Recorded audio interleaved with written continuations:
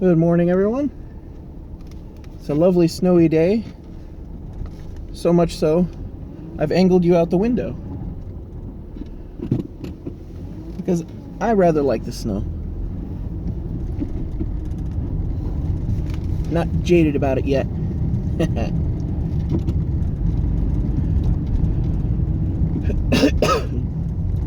So, I got some stuff finalized.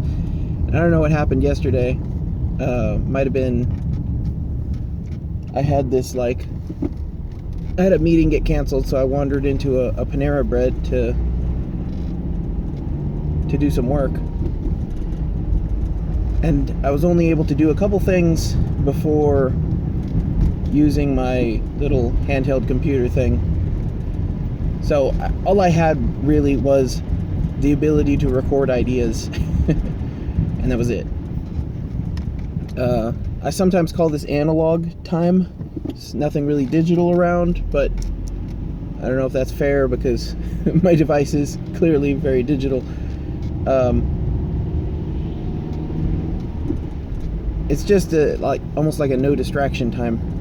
Your brain kind of gets to settle, and then you can figure out stuff, or your brain figures out stuff. So I had some improvements that were pretty easy to make to what I'm calling the PockyPi, because the original idea was, since it's a take on the noodle pie, I was going to call it the poodle pie, but that's kind of gay. So so this screen attachment, still doing some case fitting here. So it's got the Power Boost 1000C. It's got a full size USB Type B connector, the female USB connector. Got a little space on the bottom here. That's the 2500 milliamp hour battery, and it's got a Raspberry Pi 0W inside it. An interesting question might be, for a slight bit of additional thickness, will I be able to fit or do an entire Raspberry Pi with everything removed? It's an interesting question. But I had excellent performance with this screen, and I think I'm discovering that the screen is the primary user of the primary occupier of the battery. So by switching to this hyperpixel, I'm achieving extreme battery life. On a 2500 milliamp hour battery, it's getting around 9 hours of screen off time and a little over 8 hours of screen on time.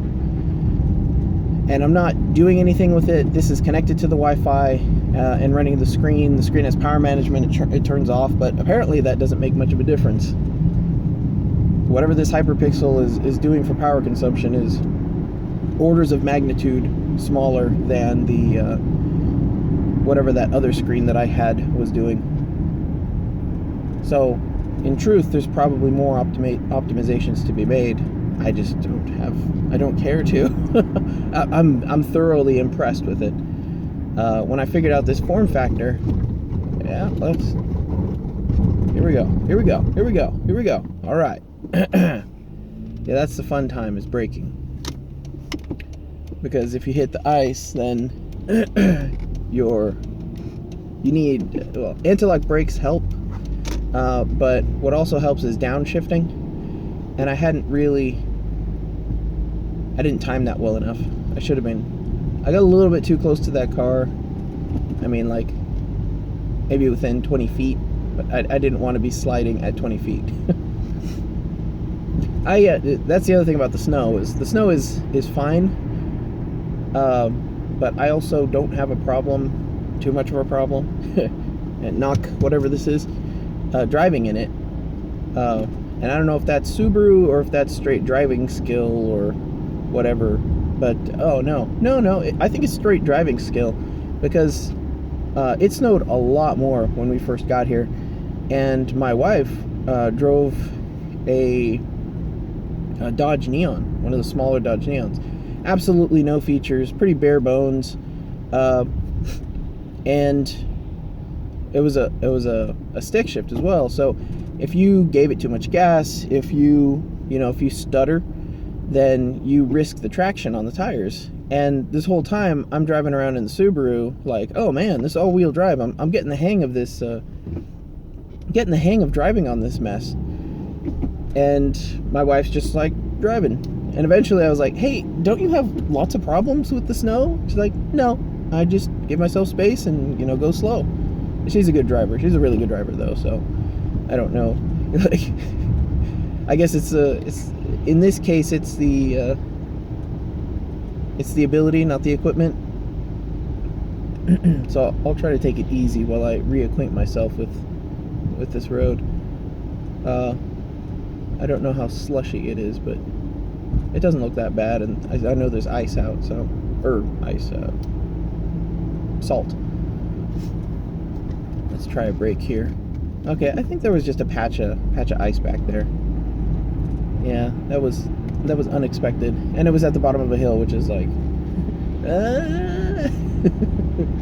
you're gonna give someone a little kiss.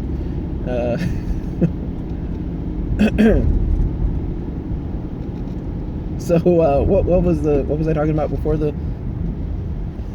20 feet? I'm not gonna call it a car accident. Before the near car accident. Right. So I had some ideas for that poodle pie. I'm calling it the PockyPi because with the stand thing on the top of it, the case kind of looking thing, it trims it down, and I don't know, I think it looks like the dimensions of a Pocky box. I might be way off, but I don't know where I can find some Pocky to compare with in Lexington. I'm sure there's some weeb shops around or something like that. But I got to work. I had that like cafe mocha or something like that, and I was like, man, I'm feeling up, feeling woo. And I was listening to a bunch of heavy metal really loud, so I don't know if that contributed. I don't know. You get jacked, and you're just like, yeah, let's get some stuff done. Let's figure this out. And that's great for like running at a problem, but I have, in my experience, it is not that great for like bloop, conceiving ideas, getting weird ideas. But that's what happened yesterday. So, and I hadn't even been carrying a notebook because I had just been,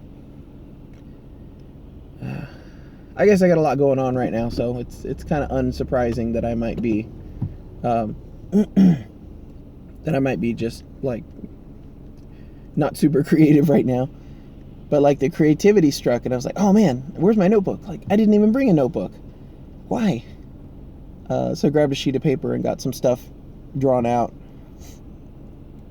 I'm gonna have to revisit those, but very good inspirational time. I'm not quite sure what happened to spark the creativity. This sparks creativity, but I'm happy about it. Because I did cool stuff. Oh, NeoVim. So I'm finalizing that Emacs versus Vim talk, and it's just I just need to sit down and get time to do it when people aren't screaming in the background or crying or in need of daddy. So once I get that done, and it's not going to be that long, but once I get that done. Oh, right. So I've been thinking about that. And then I found,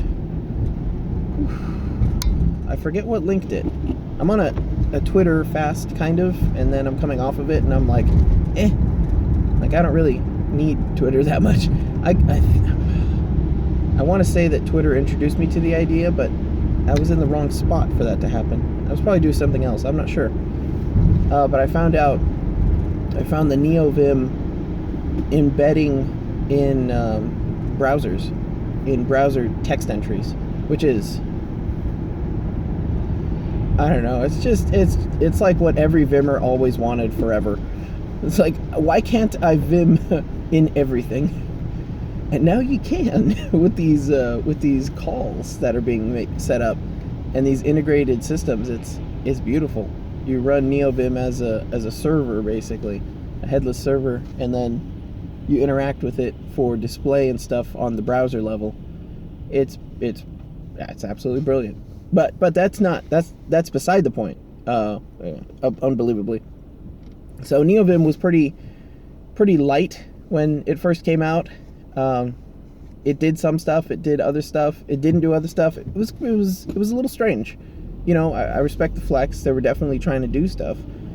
But I went away for a few years, and I came back, and it was blazing fast. My jaw dropped because I'm so used to setting up Vim on these systems and then kicking off my plugin installs.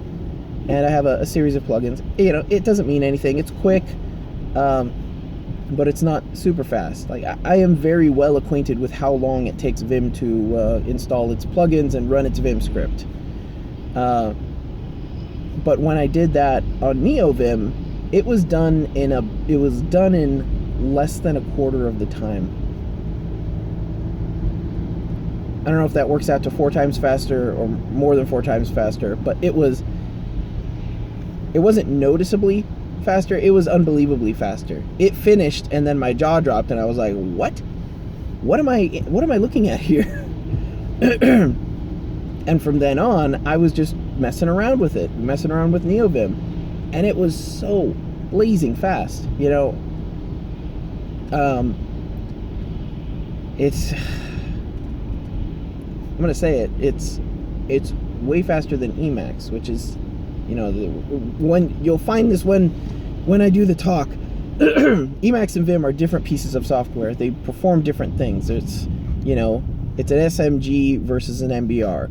They're different things. They do different things. You can't ask one to do the other's job. That's not how it works.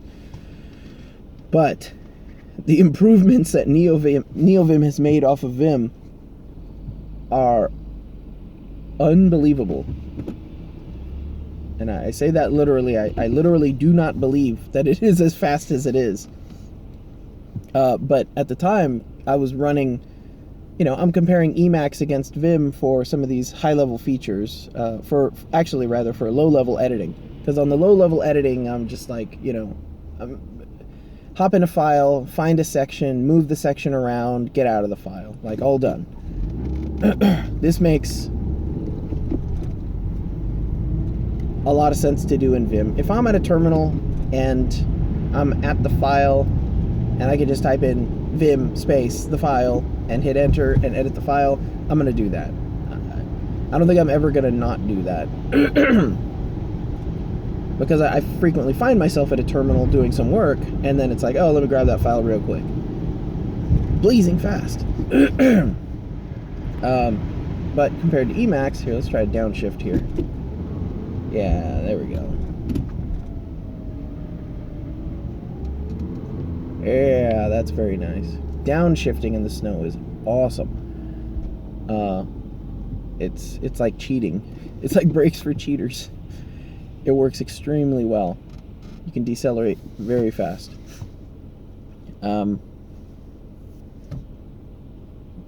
Right.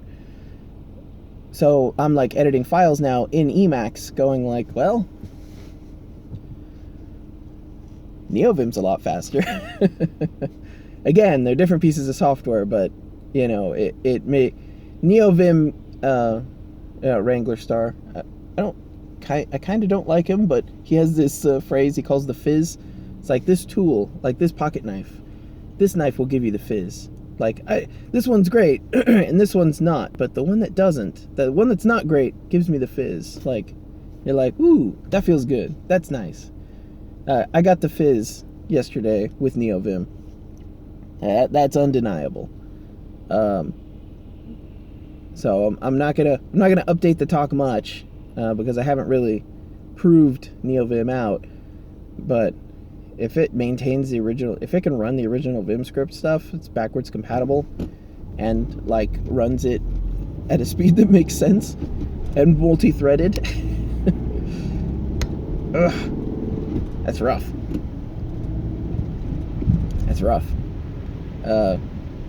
Sorry, for someone who can't read between the lines, I'm thinking NeoVim is so cool and awesome that I almost want to switch back from Emacs. Like, people would cram stuff into Vim to make it do Emacs stuff. but it didn't do it well because, you know, it's Vim. It's not made to do that. It's not designed to do that. But NeoVim might have the horsepower and the speed to just do it anyways. You know? The old saw remains. Emacs is an excellent operating system, lacking only a good text editor. But even just as an environment, it's still way better. There are some features I've seen that have been moved into Vim. The background remote file handling via SSH. I guess you call it like transparent remote file handling, but I can't imagine it's as fleshed out as Emacs is.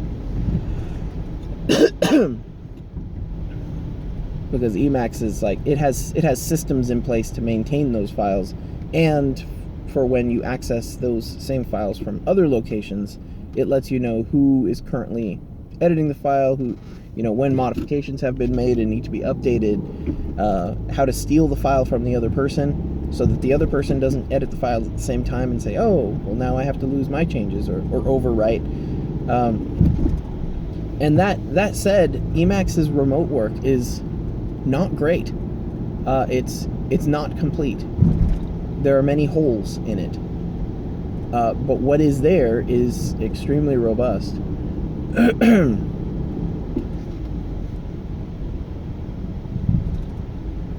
Goodness, what was I talking about? All the things. I was talking about all the things. So, Vim and Emacs.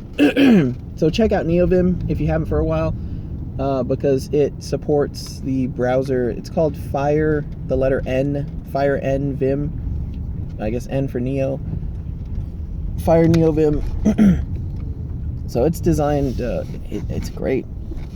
It's really great. I'm really impressed with it. I might be honeymooning right now, so don't take me too seriously, but definitely check it out. And you know, the PockyPi is awesome. When it was the thick noodle pie, it was pretty good. But now it's, you know, it's slim, it's handy, and you still have the same battery life. I really like it. Case needs some refinements, but I mean, functionally, it's great. So I'll play around with it for a while, refine the case, and release, I guess, a bill of materials. I don't even know what it would be, because it's good to go, man. I'm already using it. All right. Happy Friday.